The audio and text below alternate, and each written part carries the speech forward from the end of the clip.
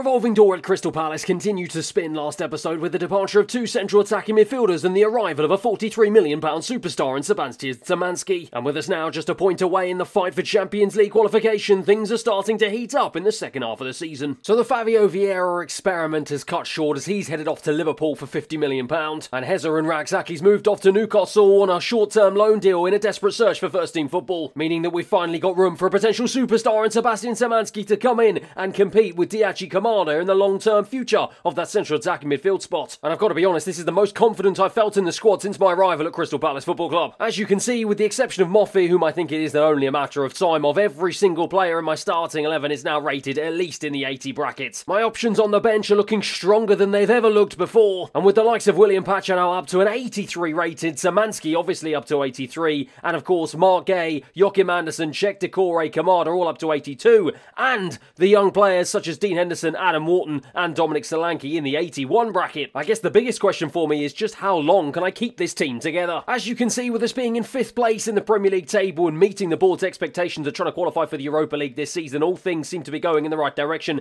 and with us now just a point behind Spurs, could we be doing the unthinkable and qualifying for the Champions League? And whilst potentially it might be an incredibly tough ask for some of these players to do so, I've got to be honest, if we don't, I am slightly concerned about the future of some of these players at the clubs, especially with some big name teams across Europe sniffing around for their signatures. Starting off with this man, Mark Gay, with him being 24 years of age, entering his defensive prime, and of course now making a name for himself at the European Championships with England. In real life, he's been heavily touted with a move away from Crystal Palace. At just 23 years of age, William Pacho starting to cement himself, on paper at least, as the best defender at the club, and I'm sure he would absolutely love a taste of Champions League football in his future as well. I've spoken time after time after time about just how much of an exciting prospect this man Adam Wharton is. Obviously, Bayern Munich came in for him at the start of last season, but I was able to convince him otherwise and to get him to sign a new deal. But of course, it was with the caveat that if any other big teams do come in for him at a pretty decent price, I will allow the 20-year-old Englishman to leave. And of course, with my 3 star attacking players in Dominic Solanke, Diachi Kamada and Terem Moffi all looking likely to get into double figures in the goal-scoring column this season, am I going to be able to keep them together for the long-term future, or are the big teams across Europe going to come in and try and break up this attacking trio? And so, as I said, whilst the board only want me to qualify for the Europa League this season, I'm kind of concerned with the way that these players are developing. It might not be enough to fulfill their ambitions. So of course, let me know down in the comments below, are there any specific players in this team who you're particularly concerned with that might have reached the end of their Crystal Palace journeys here at the back end of Season 2? And if they have, what sort of players would you like to join in their place to join the Crystal Palace revolution here at Selhurst Park? Let me know down below what you think. As for today though, hot off the heels of that 2-1 victory against Brentford last episode and hot off the heels of the fine form of this man Dominic Solanke, we're jumping into our next game here at Selhurst Park against Chelsea. And as you can see, it's a return to my usual starting 11 with Kamada getting back in that central attacking midfield position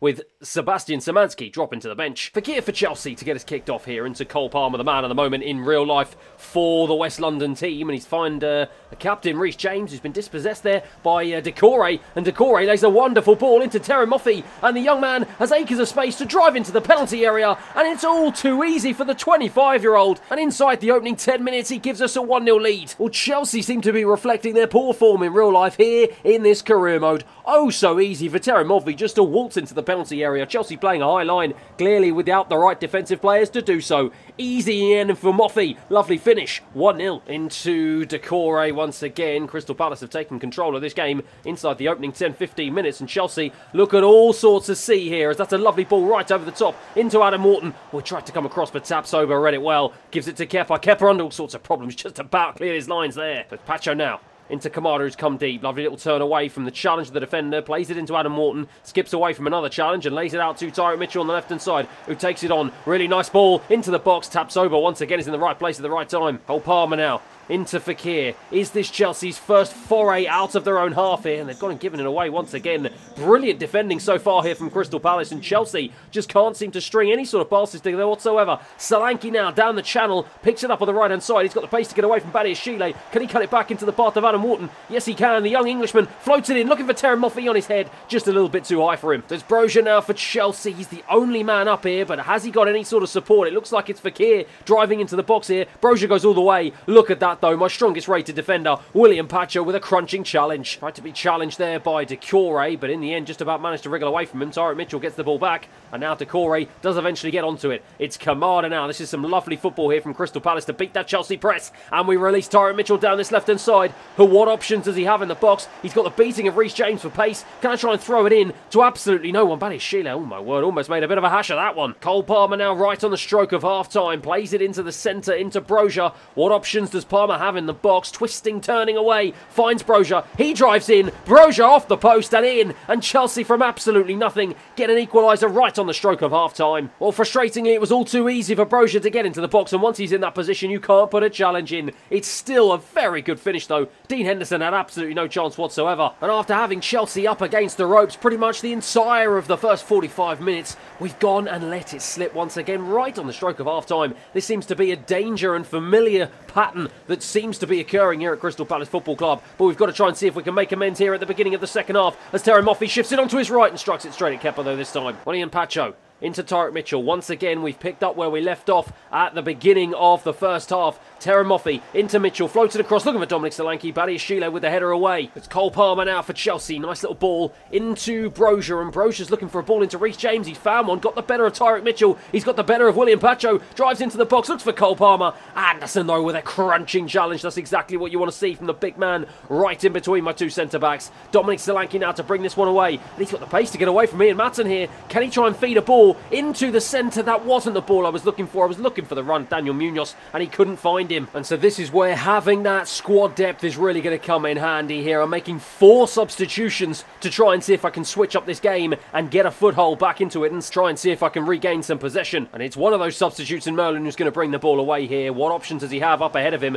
Finds a lovely ball into Szymanski, and the young man now can try and see if he can break forward, but plays it back instead to Merlin, and Merlin's got acres of space here down this left-hand side to run into here. Can he try and cut the ball back? Reece James read it all the way. Really good defending from the Englishman. And it's going to be Enzo Fernandez who's going to take the free kick for Chelsea here. About 15 minutes remaining on the clock, and at the moment, either of these two teams looking likely to get the winner here as Dominic Solanke tries to head it on, but he's just muscled off of it by Rabiot and eventually does manage to get onto the second ball. Out to Maatsen. Can we try and press this Chelsea team as absolutely every single man is inside my half here at the moment? Rabiot wriggles away from trouble, but then feeds it straight into Merlin. Merlin into Szymanski. Szymanski into Gray. Gray out wide to Daniel Munoz, and now he has space to run into. Has he got the pace and the guile to get away from Ian Maatsen here? No, he doesn't. Runs into trouble. Chelsea go again. Anderson wins the ball back high, deep into stoppage time here. William Pacho, ball into Solanke, into Szymanski, lovely pass into Moffey, Moffey into Gray. Oh, what a save from the goalkeeper. And it's going to be that man to take the corner. It's going to be the final chance of the game. It's going to be an in-swinger with his left foot, floats it in. I was looking for the big man at the back, couldn't quite find him though. Enzo Fernandez will get it clear and the referee blows for full time. Well, it's end-to-end stuff here in the end at Selhurst Park, and you can see the frustration and the disappointment on the faces of the Crystal Palace players. As a full-time here it finishes, Palace 1, Chelsea 1. And frustratingly, once again, it's games like this that we cannot let slip away from us. We were playing the better football, we had the game in our grasp, and we allowed the 7th place Chelsea to get back into it. We do keep our place in 5th, but we drop now to 3 points behind Spurs. But we have to remember, if we want to be an elite team, these are the types of games we've got to win. But after getting past Oxford United in the FA Cup, with Szymanski getting on the score sheet for the first time in a Crystal Palace shirt, and after beating Aston Villa 2-1 away from home, we managed to snatch a draw away against Arsenal and grind out a 1-0 victory away from home against Luton Town, and beating Manchester United 2-1 at Selhurst Park. It seems like everything's falling into place here at Crystal Palace with another 2-1 victory, this time against Blackburn Rovers, before unfortunately conceding a late goal to succumb to our first loss of the episode at home against Liverpool. We rally though, beating Braga in the first leg of our Europa knockout stage 1-0, before getting back in the win column in the Premier League with an absolute battering 4-0 against Leicester City. And after that colossal run of games, it seems like things are moving in the right direction in the very Premier League. As you can see, we've leapfrogged Spurs, we are level on points, but Crystal Palace Football Club, 28 games on the board, are in 4th place and in contention to qualify for the Champions League. Unfortunately though, things aren't all rosy here at the club ahead of our second leg clash against SC Braga, as despite me moving to this 5-2-3 formation allowing for 3 central defenders, because of the incredible partnership of the likes of William Pacho, Mark Gay, and of course the big Dane, Joachim Andersen, Chris Richards has been left absolutely furious. He's knocked on my door demanding to know why I'm supposedly damaging his career due to to a lack of game time, and after submitting a transfer request and getting offers from clubs such as Aston Villa and Newcastle United, he's decided to depart Selhurst Park in a desperate search of first-team football. His departure, of course, does mean at the very start of Season 3 it will only leave me with 3 senior centre-backs with Joachim Andersen, Marc Guéhi and, of course, Willian Pacho, and with big teams circling around for those signatures, who knows how long I can hold on to those 3 for. But it begs the question, if I am able to hold on to them, what should I do? Should I potentially look to break up this 3-man partnership and bring in someone who can improve it even further? Or should I potentially look for someone younger who can come in, play second fiddle here at Crystal Palace, and hopefully try and grow and develop their craft here at Selhurst Park? Let me know down below what you think. For now though, it's time to head back to the football and try and see if we can cement our spot in the next round of the Europa Conference League as we face off against Braga here at Selhurst Park. And speaking of my backline, there is only one change to my usual starting 11, and that is Jefferson Lerma coming back into the starting 11, replacing Andersen, who, as you can see with a little bit of fatigue, drops to the bench. There's Pacho to get us started here inside the opening 10 minutes. Marc Guéhi just beats the press from the Braga attackers, and now we've got ourselves a little bit of space down this right-hand flank, but we've gone and given the ball away now, and they can try and see if they can counter-attack us. It's Banza down this left-hand side. Munoz frantically coming across to cover. He's done just about enough to win the ball back, and yet again we go once more. I've got to be honest, I feel like this is going to be a real end-to-end game here, as both teams being really sloppy so far in the opening 15 minutes, but it's Huerta now got a ball all the way out wide, gives it away to Tyrick Mitchell, and that is evidence of exactly what I was just saying.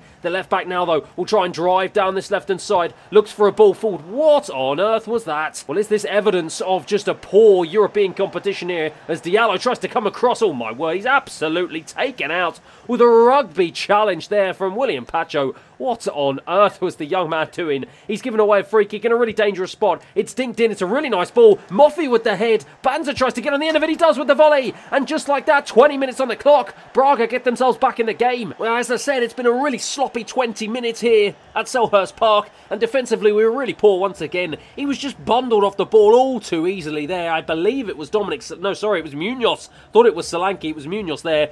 And Henderson beaten at his near post. Could the goalkeeper have done better? I'm frustrated. 1-0. 1-1 on aggregate. Jefferson Lerma floats it over to Daniel Munoz on this right-hand side. Oh, that's a lovely little jink away from the defender. And Adam Wharton now tries to play it through the channel. Intercepted. And again, this has just been evidence, symptomatic of our display here in the opening 30 minutes. We've been so poor in all departments as Musrati now tries to bring it across. Gets the better of Pacho. Mitchell now loses his man, and Banza, who's been absolutely everywhere so far in this game, almost delivered across him, but Mitchell just about got in the way. Diallo, though, plays it back into Musrati. He's got space to pick out his man. Does pick out his man, and Diallo once again. It's played back into Banza, the goal scorer, full of beans. But eventually, we just about managed to clear our lines, but we're really living life on the edge here. Been so poor so far from Crystal Palace. Musrati can't get away from a double challenge there of Decore, and Decore has gone and given the ball away. So poor. Huerta into Banza. It's 2-1 here to Braga on aggregate, and just like that, we are throwing away our chances of European glory this season. Well, we just cannot seem to get a grip on the runs and the presence of Banza up front. He's absolutely everywhere, popping up all over the shop, and we can't keep hold of him. And once again, he's doubled his tally. He's doubled the tally of Braga, and they're leading 2-1 on aggregate. And it's Bruma right again on the stroke of half-time. Plays it down the line into Broja, into Victor Carvalho. Lovely ball back into the left winger. Tries to get into the box. Munoz covers off. Doesn't manage to win the ball back. Is still tussling. They've got a corner. Well, they're looking to put what will be the final nail in the Crystal Palace coffin here, right on the stroke of half-time. Floated into the box. Tyrick Mitchell heads it away. Of course, who else but Banza tries to get on the end of it. Pacho does eventually as the referee blows for half-time. Well, I think that was arguably one of the worst performances in the opening 45 minutes I've seen Crystal Palace put on here in this entire career mode. And it looks like we've started off the second half exactly as we finished the first, giving the ball away inside our own half here. They've got it in a really good position. It's into, of course, Banza. Oh my word, you would have bet the house on him scoring from there, and he's absolutely blazed it over. It's Tyrick Mitchell now into Moffey. Moffey trying to get involved in this game for the first time, really. He's been a peripheral figure so far, not able to play any balls through though, but Marc Guéhi now has some space on this right hand side to drive into here. Adam Wharton can't get on the end of it, but Munoz will get there first instead, and the right winger now to try and play it across into the box, looking for Dominic Solanke. It's a poor ball once again. The Portuguese team get it clear. Jefferson Lerma into Adam Wharton. This is much better here from Crystal Palace, finally starting to get some form of control into this game, but we're unable to penetrate this stubborn Braga defensive defensive line here. Jefferson Lerma floated all the way out to the left-hand side, trying to stretch the play, add some width into this attack. Tyrick Mitchell now, round the corner into Doucouré. Really nicely done. What options in the box does he have? Floated in, looking for Solanke. What a header. It will fall. Oh, my word. I thought it was about to fall to Kamada, but he just didn't react quick enough. What incredible defending off the line. Tyrick Mitchell, though, on the left-hand side. We're really starting to stretch this game. Floats it back into the box, looking for Solanke. Sorry, once again, can't get on the end of it. Doucouré will pick up the scraps, though. Munoz to float it back in. This time, looking for Kamada off the bar. My word. We're starting to really pepper this Braga goal here in the second half. William Pacho back out to Mitchell on the left-hand side. He's going to look into the centre, finds Kamada, just runs into a little bit of trouble there. Braga finally managed to breathe a sigh of relief and get away from this relentless Crystal Palace pressure. Pacho, though, wins the ball back, and now this is exactly what I would have liked to have seen in the start of the first half, really, but it's taken us going down to 2 goals to try and see if we can rescue this game here as Kamada plays it into Mitchell, across the box, looking for Adam Wharton, straight into the arms of the goalkeeper. Jefferson Lerma over to the right-hand side, loses it though. It's a really poor ball, and as you can see, with about 5 minutes plus stoppage time remaining, we have to try and do something to resurrect this game, because at the moment we are crashing out of the Europa League as Huerta lines up a strike. That is a fabulous save from Henderson. Can Tyrick Mitchell get there first? He can, but it's going to go out for a corner. Diallo, though, will try and drive down this right-hand side. He's got the beating of the left-back on as a substitute Merlin. Merlin eventually manages to win the ball back. Can we do enough to try and see if we can force our way up the pitch? No, we can't. What on earth are we witnessing here at Selhurst Park? Well, in a game that we were huge favourites to win, especially after winning the first leg 1-0, we've completely gone and thrown away as Mark Gay looks to the ground in disgust. That man Banza was absolutely everywhere today, especially in the opening 45 minutes, as his 2 goals were enough to seal the victory on aggregate. 2-1 Braga, they go through to the next round. Well, I cannot quite believe what I've just witnessed. Dumped out of the Europa Conference League after Braga overturned the first leg loss. And as you can see, the board are not happy. They expected us to win the Europa Conference League, and getting dumped out of the round of 16 is not what they were expecting whatsoever. And all of a sudden, I'm looking like going from hero to 0 here at Crystal Palace, and it heaps even more pressure on me that if we do not qualify for some form of European competition next season via the Premier League,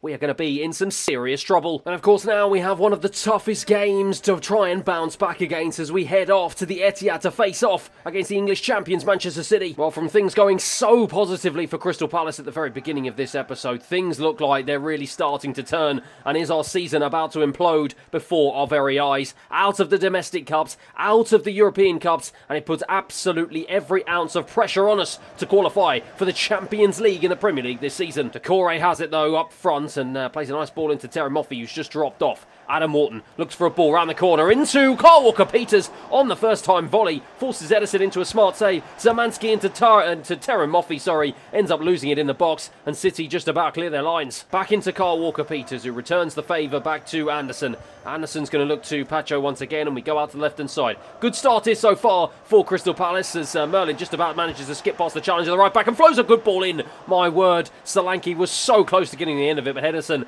just about got there ahead of him. Adam Wharton, though, will pick up the scraps, try and see if he can float it back in. He does float it back in into Zamansky, and Zamansky starting in that central attacking midfield position ahead of Kamada gives us a 1-0 lead inside 20 minutes, and that is exactly what the doctor ordered. Well, Zamansky's just been waiting for his Crystal Palace career to take flight, and my word, he took flight inside the Manchester City box just then, right on the edge of the 6-yard box. He rose highest, and that is a lovely cushion header into the bottom right-hand corner. 1-0. Jeremy Doku, though, for Manchester City, looking to strike back immediately and drives down that left-hand side, but Mark Gay is equal to it. Lovely defending, and that is why some of the biggest teams in Europe are looking after his services. To Erling Haaland now for Manchester City, into Phil Foden as they look to try and see if they can get back into this game here as quickly as possible. Rayo now down this right-hand side, looking to try and feed a ball into the box, finds Julian Alvarez into Phil Foden. Phil Foden into the box on his left, Henderson with a great save. Manchester City responding very well here. 38 minutes on the clock, and Foden throws a ball into the box. Of course, it's the Big Dane who gets his head on it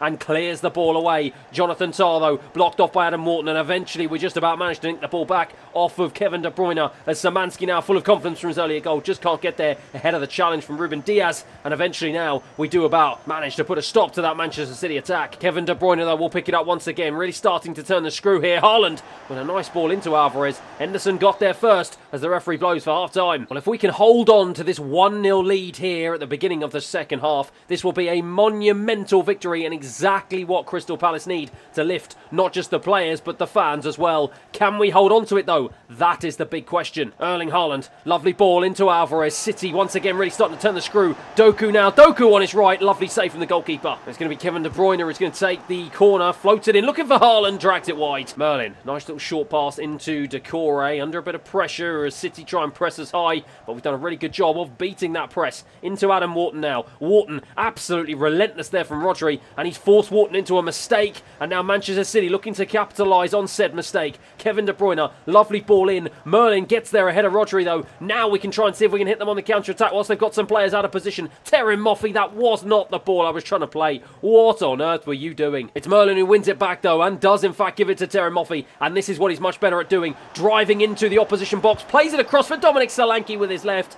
and Ederson just about manages to tip that one wide. Really nice little pocket of space here for the Englishman to try and see if he can drive forward, and that's a lovely ball into Dominic Solanke. Solanke has an option of Terry Moffey. Can he find the option? No, he can't. It was really well read by Ruben Diaz. Could the Englishman have taken it on himself? Kevin De Bruyne for City into Phil Foden. Real end-to-end stuff here, which is not really what I want at the Etihad as we are leading 1-0, but Marc Guéhi, who's been an ever-present, who's been an absolutely influential figure here today, once again has won the ball back and relieved some Crystal Palace pressure. Merlin, the left-back, goes into the centre of the park, and my word, that's a bit of a dangerous ball there to Marc Guéhi, but eventually just about manages to wriggle away from the challenge, as does Kyle Walker-Peters. Really nicely done, and he plays in Szymanski, who's run the channel now. Szymanski has an option of Terry Moffey in the box. If he can find him, it's just looped over him. Merlin will pick up the scraps, back into Moffey, who absolutely leathers it into the back of the net to double our lead here at the Etihad. Well, Crystal Palace fans have prayed to the gods for their team to return to form, and my word, their prayers are about to be answered.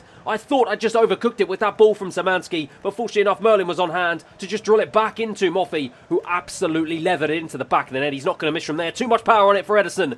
Pep Guardiola's frustrated. 2-0 into Anderson. Anderson now into Pacho. Pacho has an option down this left-hand side. That's a wonderful ball into the left-back. Merlin absolutely ripping Manchester City to shreds here. The left-back continues his run into the box. I was looking for the cutback. In the end, he tried to be a little bit too clever with it. Played it to Doucouré, but it does not matter because the referee blows for full time. Well, as I go over and shake the hand of Pep Guardiola, and I say thank you very much to the travelling Crystal Palace support, Manchester City have been absolutely bamboozled here at the Etihad. As Crystal Palace bounce back with aplomb, it's 2-0 at full time. It's a huge victory in the context of our Champions League fight, and it's absolutely brilliant to see this man, Sebastian Szymanski, get on the score sheet against arguably the toughest opposition in the Premier League. And with just 9 games remaining, we're in a commanding position, 3 points ahead of Spurs in that final Champions League spot. Could we do the unthinkable and qualify for the Champions League? But as for today, that is that for the end of the episode. Really do appreciate you watching and all your feedback and your comments. Please do keep them coming, and hopefully I'll see you again next time. Thanks for watching.